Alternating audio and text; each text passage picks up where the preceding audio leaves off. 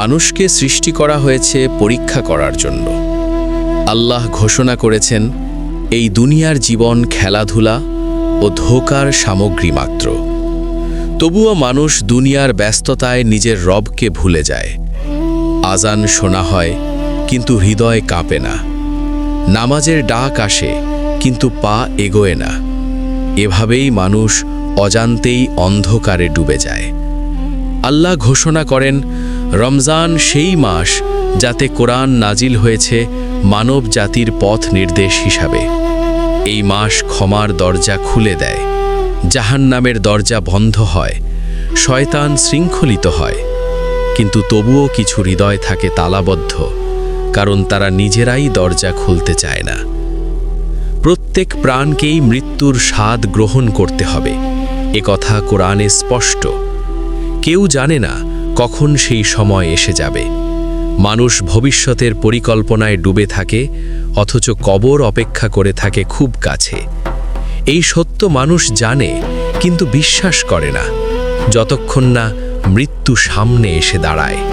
যখন প্রিয় কেউ হারিয়ে যায়, তখন দুনিয়ার চাকচিক্য অর্থহীন হয়ে পড়ে। কোরআন স্মরণ করিয়ে দেয়, আল্লাহ ছাড়া কেউ শান্তি দিতে পারে না।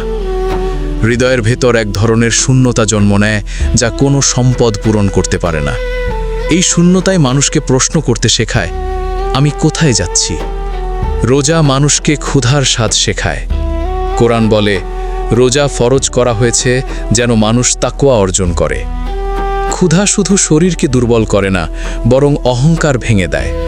মানুষ বুঝতে শুরু করে সে আসলে কতটা অসহায়। রমজানের রাতে কোরআন পাঠ করা হয়। এই কিতাব ঘোষণা করে, এটি সন্দেহমুক্ত, মুত্তাকীদের জন্য পথ নির্দেশ। যারা এই বাণী শোনে তাদের হৃদয় নরম হয়। যারা অবহেলা করে তাদের জন্য কোরআনই সাক্ষী হয়ে দাঁড়াবে কিয়ামতের দিন। আল্লাহ ঘোষণা করেন, তিনি তওবা কবুলকারী, পরম দয়ালু। যত বড় গুনাহি হোক, তার রহমত তার চেয়েও বড়। রমজান সেই সময় যখন একটি চোখের পানি বছরের গুনাহ ধুয়ে দিতে পারে। শর্ত একটাই, ফিরে আসতে হবে আন্তরিকভাবে। এই রাতগুলোর একটিতে রয়েছে হাজার মাসের চেয়েও উত্তম রাত। কোরআন জানিয়ে দেয়, এই রাতে ফেরেশতারা নেমে আসে শান্তির বার্তা নিয়ে। যে ব্যক্তি এই সুযোগ হারায় সে আসলেই বঞ্চিত, কারণ এমন সুযোগ জীবনে কতবার আসে কেউ জানে না। যখন মানুষ আল্লাহর দিকে এক কদম এগোয়, আল্লাহ তার দিকে বহু কদম এগিয়ে আসেন।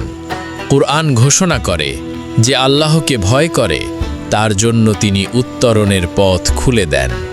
জীবন তখন নতুন অর্থ পায়। অন্ধকার ভেদ করে আলো প্রবেশ করে হৃদয়ে। রমজান বিদায় নেয়, কিন্তু তার শিক্ষা থেকে যায়। আল্লাহ চান না মানুষ শুধু এক মাস ভালো হোক, তিনি চান আজীবনের আনুগত্য। যে ব্যক্তি রমজানে আল্লাহকে খুঁজে পায় সে আর কখনো পুরোপুরি হারিয়ে যায় না, কারণ কোরআন বলে, আল্লাহর শ্রণেই অন্তরসমূহ প্রশান্তি লাভ করে।